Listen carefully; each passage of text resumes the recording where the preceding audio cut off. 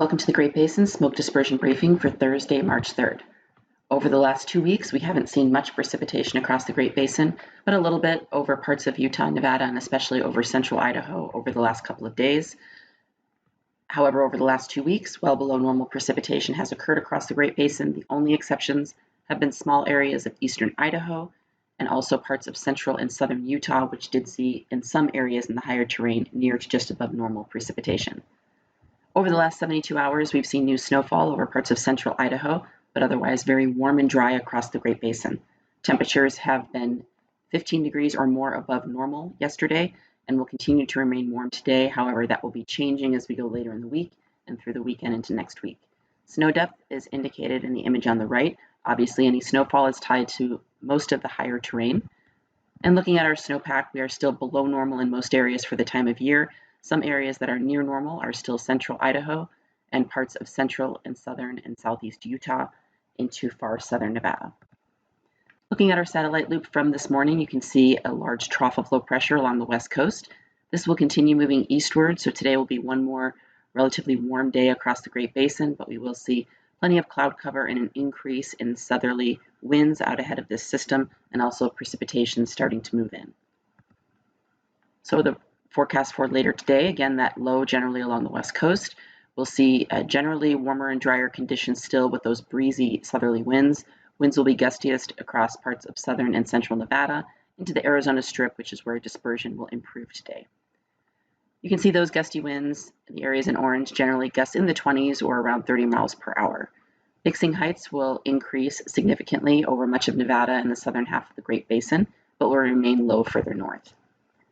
As we move into Friday, this area of low pressure moves into the west coast, and this will provide chances for precipitation across much of the Great Basin, albeit it will be on the light side, but we will see some new snowfall for the higher terrain and cooling temperatures along with continued breezy winds. Those winds will also again improve dispersion across much of Nevada and into Utah.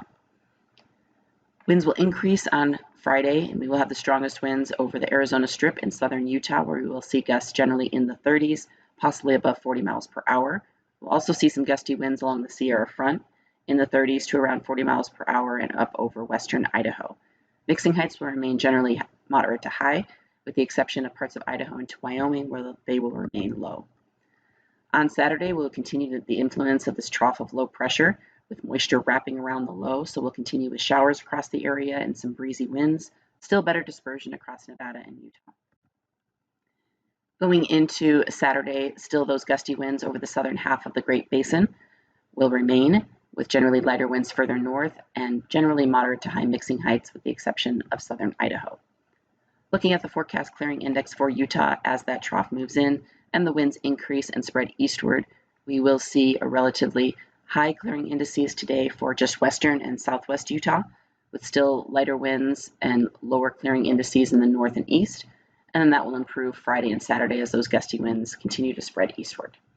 We'll still see some lower clearing indices even through the weekend over parts of northern Utah, where winds will remain lighter.